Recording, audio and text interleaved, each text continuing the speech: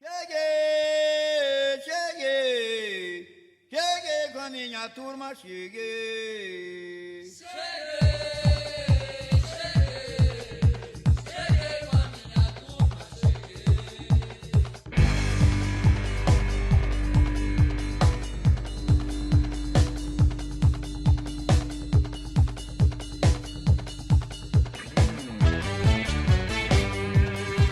Quem ainda não viu tambor de crioula do Maranhão, afinado a fogo, tocada murro, dançada coice e chão. Quem ainda não viu tambor de crioula do Maranhão, afinado a fogo, tocada murro, dançada coice e chão. Crioula. De acordo com o artigo de Rodrigo Martins Ramassotti, notas sobre o registro do tambor de crioula da pesquisa Salvaguarda.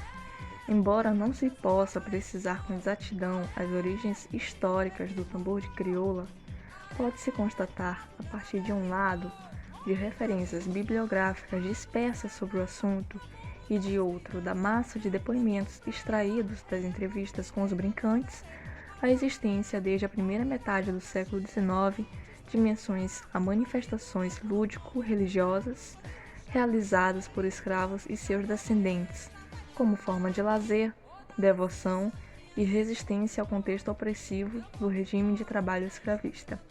Segundo Ferretti, em seu livro Tambor de Crioula, Ritual e Espetáculo, é registrado os periódicos da época diversas passagens reveladoras de perseguição, preconceito e hostilidade enfrentadas ao longo do século XIX pelas principais manifestações culturais populares do Maranhão.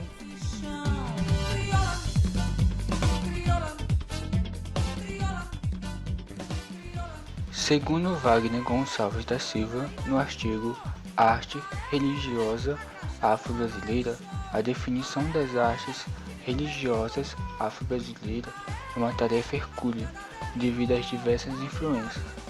Destaca-se dois polos principais, a pluralidade das expressões da arte negra trazida para o Brasil e a arte de origem portuguesa. Em sua perspectiva, a concepção do religioso e artístico estão diretamente associadas. Afirma de maneira um pouco radical que elas nunca se separam no contexto das religiões afro-brasileiras.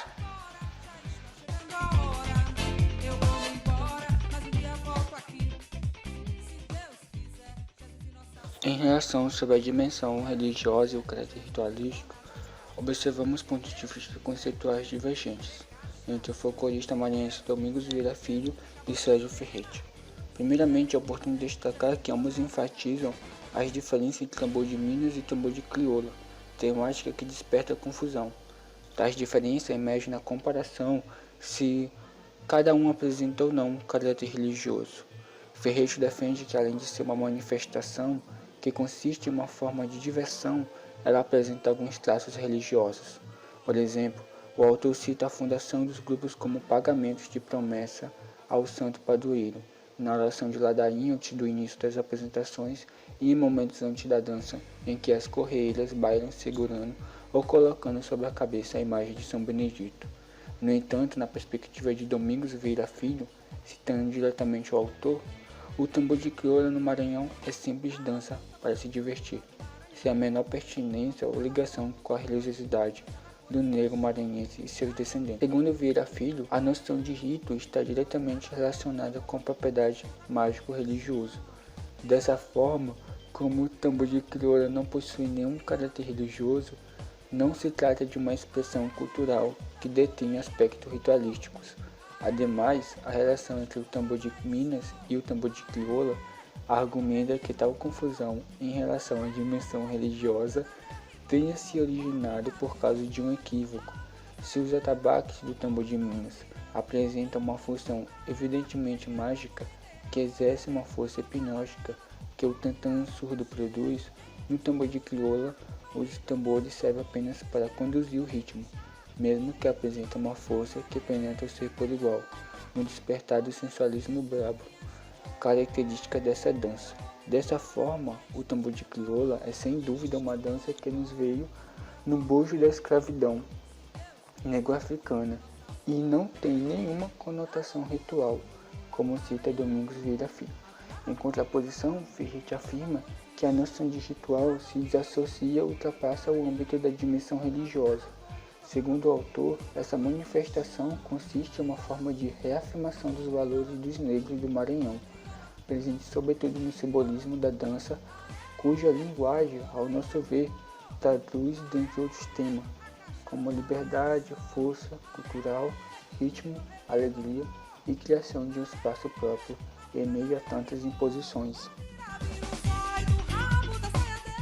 De acordo também com o artigo de Rodrigo Martins Ramassotti, nota sobre o registro do tambor de crioula da pesquisa Salvaguarda, em um processo de registro do tambor de crioula como patrimônio cultural brasileiro, o tambor de crioula tem uma referência significativa no conjunto das manifestações culturais locais, contribuindo para a formação do patrimônio e da identidade cultural da região abrangida pela ilha de São Luís.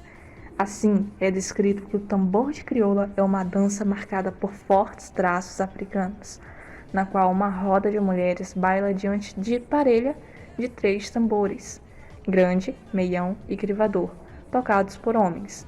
O canto é tirado pelo solo como uma toada e acompanhada pelo coro formado pelo resto do grupo. Na coreografia destaca-se a punga, umbigada que as mulheres dão uma na outra antes de sair da roda, seguindo o ritmo dado pelo tambor, que é uma constante em inúmeras danças de origem africana.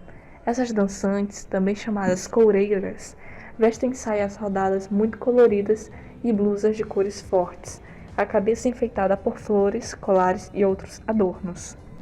Os homens usam camisas coloridas e chapéus de palha.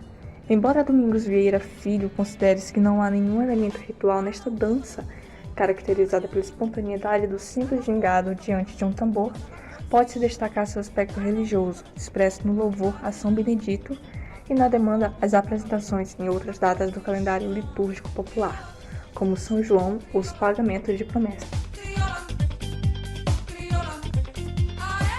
Portanto, mesmo com essa dualidade de perspectiva sobre a dimensão religiosa e caráter ritualístico, o que podemos concluir é que, de fato, o tambor de crioula é um patrimônio de natureza imaterial para o Maranhão. Isso porque o tambor de crioula é um conjunto de manifestações culturais locais abrangida pela ilha de São Luís, como cita o artigo Notas sobre o registro do tambor de crioula de Rodrigo Martins. Dessa forma, observamos sua relevância como patrimônio cultural, bem como também a necessidade de sua preservação como liberdade de expressão artística e a reafirmação de valores dos negros no Maranhão.